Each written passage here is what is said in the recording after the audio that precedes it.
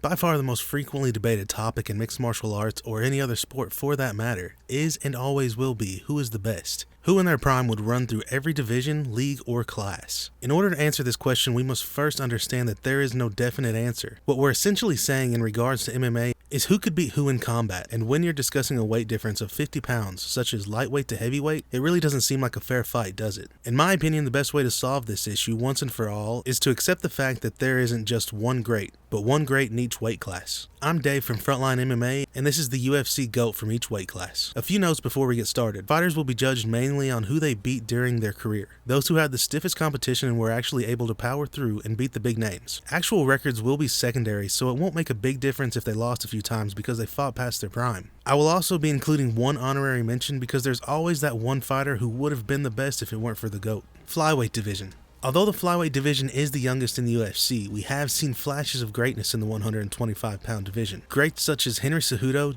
Joseph Benavidez, and Davison Figueiredo have all called the flyweight division home. But when we start talking about the true 125-pound GOAT, only one name comes to mind: Demetrious Mighty Mouse Johnson. The first flyweight champ, Mighty Mouse defeated Joseph Benavidez for the inaugural championship, and then went on to completely destroy any and all opposition within the division. This included wins over Ian McCall, John Dodson, Henry Cejudo, Tim Elliott, and Ray Borg. After winning the title, Johnson's only loss came in the form of a rematch with Henry Cejudo. After this loss, Mighty Mouse was basically traded with Sage Northcutt to one championship for Ben Askren. Yeah, talk about a terrible trade. Although we didn't know it at the time. Back then there was a lot of hype around Askren and nobody really paid to watch the flyweights fight. It really is crazy just how much the sport has evolved. When you consider the fact that I didn't even listen to the coverage of the Askren-Paul boxing match, but I tuned into one on Prime Video 1 just to see the Demetrious Johnson rematch with Adriano Moraes. I like to think of Mighty Mouse like a Picasso or any other great artist. Never truly appreciated during his time, with the UFC at least. Imagine seeing him take on Pantoja for the title. I still feel as though he would run through that entire division. And that's not a knock on any flyweights. That only speaks to just how good Johnson really is. My honorary mention for the flyweight GOAT is Henry Cejudo. Honestly, it was almost difficult to pick between these two. They did end their rivalry 1-1, but I truly believe that Johnson is definitely the better of the two. Bantamweight. The bantamweight division has a heartbreaking history with the words, what if? There's no beating around the bush here. The bantamweight GOAT is undoubtedly Dominick Cruz. A career rife with injuries, Dom spent a combined total of almost 9 years out with everything from ACL tears to shoulder injuries, and was still able to overcome adversity and rise to the ranks of bantamweight GOAT, beating fighters such as Joseph Benavidez, Uriah Faber, Demetrious Johnson, and TJ Dillashaw. When Cruz stepped into the octagon, he was almost untouchable. The fastest hands mixed with the best footwork made for a lethal combination. He's also a master trash talker, making his verbal beatdowns of opponents outside of the octagon just as entertaining as they were inside the cage. Dom has only met defeat 4 times, losing to Uriah Faber, Cody Garbrandt, Henry Cejudo, and most recently Marlon Chito Vera. At 38 years old with a record of 24-4, it's no secret that Cruz is starting to spend more time as an announcer on the outside of the octagon more than he does on the inside as a fighter, which in all honesty is fine by me. I believe that Dom still has it in him to beat most of the division, but he's also earned the right as bantamweight GOAT to choose when and if he wants to fight. My honorary mention for bantamweight is TJ Dillashaw. Now, it's not lost on me that this is a controversial pick, considering TJ's admitted use of EPOs. With that being said, you can't deny what TJ's done and the opponents that he's beat inside of the bantamweight division. Guys like Cody Garbrandt, Corey Sandhagen, Rafael Assunção, and just how he beat Renan Barão when Barão looked unbeatable. As I said, the bantamweight division is heavy with what-ifs. What if Don wasn't prone to such devastating injuries? What if TJ stayed clean? All we know for sure is that Dominick Cruz's status as bantamweight GOAT, in my opinion, will be cemented forever. Featherweight. It's no secret. I've said it before and I will continue to say it. Alexander Volkanovski is the greatest featherweight of all time. Period. Darren Elkins, Chad Mendes, Jose Aldo, Max Holloway 3 times, Brian Ortega, Korean Zombie. There is no one he's not beat seemingly with ease for the most part. His only losses inside the UFC coming from Islam and his jump to lightweight. This is going to be the shortest entry on the list because honestly, there's nothing more I can say. The only fighter to even come close to Volk is our honorary mention, Jose Aldo. And believe me, I understand just how good Jose is. But what I don't understand is, why is it Jose and not Jose? Seriously, what happened there? I thought maybe it was with Joe Rogan. He's been known to get a few names wrong from time to time. But then everyone calls him Jose, and I don't know. Anyway, yeah, Jose Aldo. He's an absolute monster, beating guys like Cub Swanson, Frankie Edgar, Uriah Faber, Chad Mendes, and Korean Zombie. But what really makes Jose one of the absolute greats was just how long he led the featherweight division. 5 years, from 2010 to 2015. Most of the fights that I just named were title defenses, and that's what really separates Aldo from the rest of the division and awards him our honorary mention. Lightweight. One of the most exciting divisions in UFC history, the lightweight division has also some of the best stories. If you'd like to see a video on the history of the lightweight division, let me know down in the comments. The division is absolutely full of UFC greats and fan favorites such as Jens Pulver, BJ Penn, Frankie Edgar, Tony Ferguson, and Justin Gaethje. But in the conversation of best lightweight of all time, one name stands out among the rest: Khabib Nurmagomedov. It has to be Khabib. I mean, he did something that no other fighter could ever do and go out on top. Undefeated. I know I said the actual records would be secondary, but in Khabib's case, it can't be denied. He did beat a who's who of the division at the time as well. Rafael dos Anjos, Edson Barbosa, Conor McGregor, Dustin Poirier, and Justin Gaethje. And then poof, gone. Absolutely majestic. Don't get me wrong, I would have loved to seen the fight with Tony Ferguson, or a fight with Charles Oliveira. And yeah, he never jumped up to welterweight or anything like that, but honestly, that's okay with me because we had never seen such a dominant champ. He didn't just beat these guys, he broke them. And most of the time, he made it look easy. He is the only fighter that if another fighter lost to, I don't count it. For example, when Poirier lost to Khabib, he didn't lose any stock. It's like, yeah, he lost, but it's to Khabib. So what? Everyone lost to Khabib. What I'm saying is the Eagle embodied dominance and showed no signs of slowing down. And to this day, I still don't see anyone that could beat him. Now, my honorary mention may be a little controversial, but just hear me out. Conor McGregor. Now, hold on a minute. Hands off the keyboards. Just listen to me. Max Holloway, Dustin Poirier, in the first fight at least. Chad Mendes, the second fight with Nate, Eddie Alvarez, and Cowboy Cerrone. You can't deny that is a monumental list of contenders to overcome. Throw in the fact that he brought the term champ into the modern age, and he has broken more pay-per-view records than I care to research right now.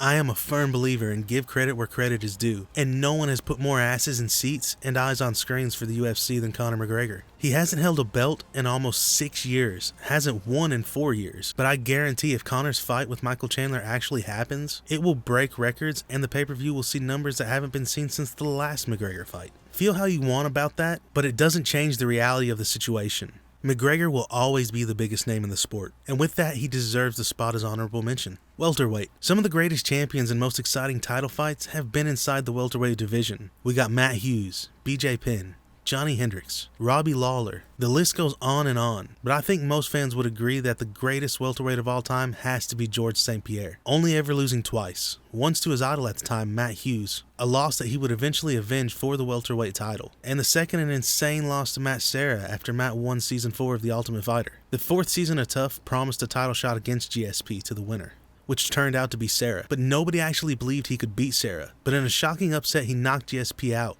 a little over 3 minutes into the first round. George attributed the loss to underestimating his opponent and not believing that Serra actually had him hurt. Losing in the way he did lit a fire under St-Pierre. He would return better than we had ever seen him before, scoring wins over Josh Koscheck and a second win over Matt Hughes before winning the rematch against Matt Serra. George would never lose again, going on to beat greats such as BJ Penn, Jake Shields, Nick Diaz, and Johnny Hendricks, before stepping away from the sport. Although he would return 4 years later for one more fight, this time for the middleweight title, against Michael Bisping. St-Pierre would secure a rear naked choke late in the third round, earning him the win and middleweight gold, although he would never defend the title. GSP would end his career with a record of 26-2. The fact that he would avenge both of his losses and go out on top is one of the reasons why he's the greatest. That and the fact that he's one of the few fighters who didn't lose his belts. They were vacated because he stepped away from the UFC. And he did all of this with more professionalism than we'd ever seen from a fighter at this point. His biggest instance of trash talk was telling Matt Hughes, I'm not impressed by your performance. And he never once popped for PEDs. And I get that that shouldn't be honorable, it should be expected. But come on. All you motherfuckers are on steroids. All you motherfuckers, all you're on steroids. Anyways, all I'm saying is there's no denying George St-Pierre is without a doubt the greatest welterweight of all time. Our honorary mention has to be Kamaru Usman. His 15-fight unbeaten streak in the UFC is legendary. Wins over Leon Edwards in the first fight, Sean Strickland, Rafael dos Anjos, Tyron Woodley, Colby Covington multiple times, and Jorge Masvidal made Usman one of the most dominant welterweight champs of all time. Although he's not always been the most exciting fighter, Usman has rarely failed to get the job done against the biggest names in the division. and for that he deserves the spot on this list. Middleweight. The middleweight division is really cementing itself as one of the most exciting in the UFC. Not that it hasn't always been exciting, but the recent rivalry between Israel Adesanya and Alex Pereira, as well as the three-way drama between Sean Strickland, Izzy, and Dricus du Plessis, has made for some of the best entertainment inside and outside of the octagon. But strictly speaking, the status of middleweight GOAT belongs to one man alone, Anderson the Spider Silva. I don't care what Uncle Chael says. Anderson Silva, you absolutely suck. All you have to see is Silva's fight with Forrest Griffin to know that this man is on a level all his own. A win streak inside of the UFC that lasted 16 fights. 10 of which were title defenses. Yes, I am counting the Travis Lutter fight, because it's ridiculous not to. Why punish the champ because the contender can't make weight? Anyways, the Spider holds win over the likes of Chris Lieben, Dan Henderson, Damian Maia, Chael Sonnen twice, and Stephan Bonner. I'll be the first to admit, watching Anderson showboat his way to his first KO loss in the UFC to Chris Weidman, as well as his string of losses after that, did not help his argument for GOAT. But honestly, I don't think it hurt his legacy either. During his prime, Silva was unbeatable, and for most untouchable. 23 of his 34 wins came by knockout or technical knockout, and 3 came by submission, making the Spider one of the most exciting fighters to ever grace the octagon. Every time you tuned in, you knew there was a good chance the Spider was putting someone to sleep. Our honorary mention at middleweight goes to Israel Adesanya. Izzy beat a who's who of the division, including Anderson Silva, Kelvin Gastelum, Robert Whittaker, Yoel Romero, and finally getting that win over Alex Pereira. With his recent loss to Sean Strickland, Izzy announced that he would be taking some time off, but also took to social media to state that he wanted the winner of Strickland vs. du Plessis. In my opinion, Adesanya has unfinished business up at light heavyweight, which, by the way, light heavyweight. Probably the most well-known division, light heavyweight made household names out of fighters such as Chuck Liddell, Tito Ortiz, Randy Couture, Vitor Belfort, Rampage Jackson, and Forrest Griffin. But it's no surprise, the title of lightweight GOAT goes to Jon Jones. Now, as much as I personally agree with DC's stance, I'm Daniel Cormier, UFC Hall of Famer, and I hate Jon Jones. In regards to Bones' personal antics outside the UFC, that's not what this list is about. Controversy aside, you cannot deny Jones' greatness, remaining unbeaten in 27 fights, maybe not undefeated, but that's an argument for a different time. Jon Jones beat everyone: Stephan Bonner, Shogun, Rampage, Lyoto Machida,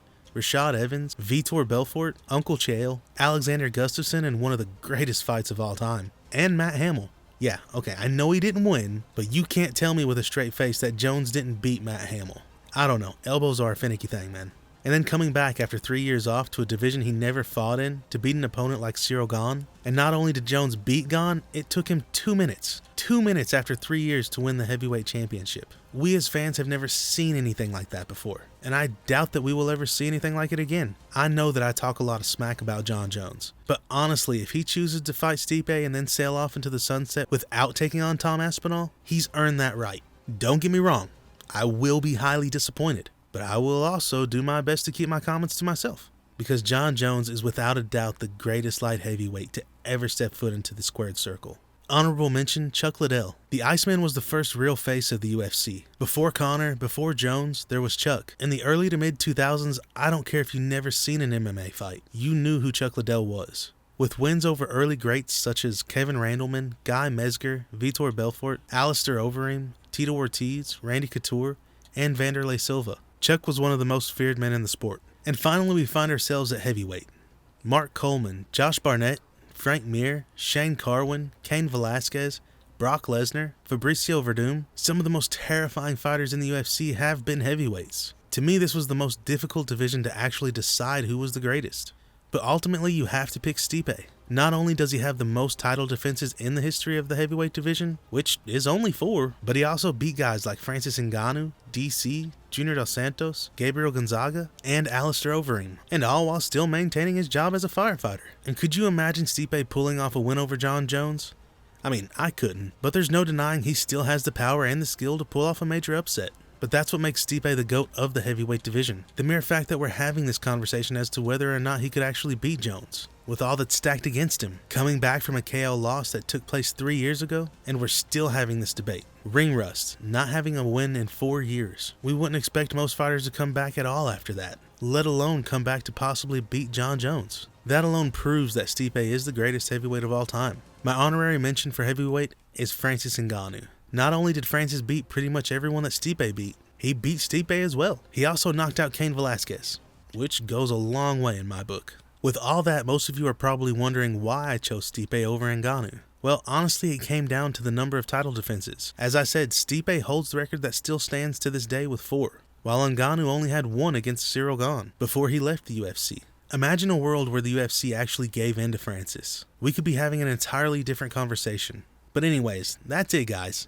What'd you think of my list? Do you agree with it, or do you think I'm completely insane and have no idea what I'm talking about? You're probably right. Either way, I'd love to hear your opinion, so make sure to leave a comment. I do upload videos every Monday, Wednesday, and Friday, so give me some suggestions on what you'd like to see next. As always, I'm Dave from Frontline MMA. Thanks for watching.